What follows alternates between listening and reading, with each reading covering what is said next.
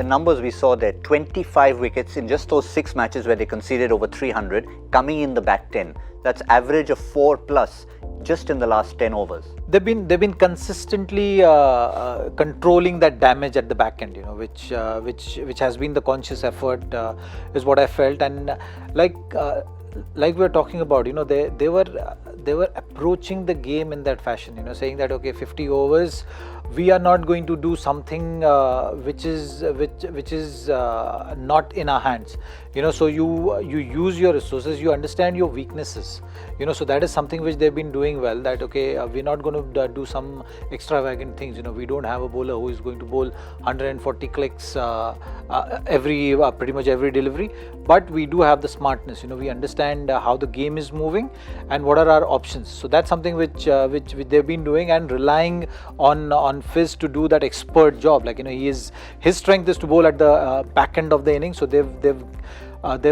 held him back to have that kind of impact, and used him wisely at in those phases of the game where they knew that they needed some control if they had to control the game. Today, in fact, Fizz was used a bit earlier than normal. Usually his 5 overs were left after 15 overs to go in the game, but today it was around 28th, 29th over also he came back for that short spell and then came back again. So that is something which they've been pretty consistent. They've been doing pretty consistently and has worked for them. And look at where he stands in terms of the highest wicket takers in the tournament. That's some pretty impressive numbers we've got up there with those other names he shares it with. 20 wickets in the tournament. This will of course be his last outing, and that's what he'll finish with, 20 for the tournament. Mitchell Starc still alive and well, as are Ferguson, Jofra Archer. So he may not finish in second place, but certainly where he is right now, and also that one landmark of having reached 100 ODI wickets. So just a little icing to go with it. Well, yeah, I think he'll be proud of the fact that he'll have his name up on the boards there at Lord's.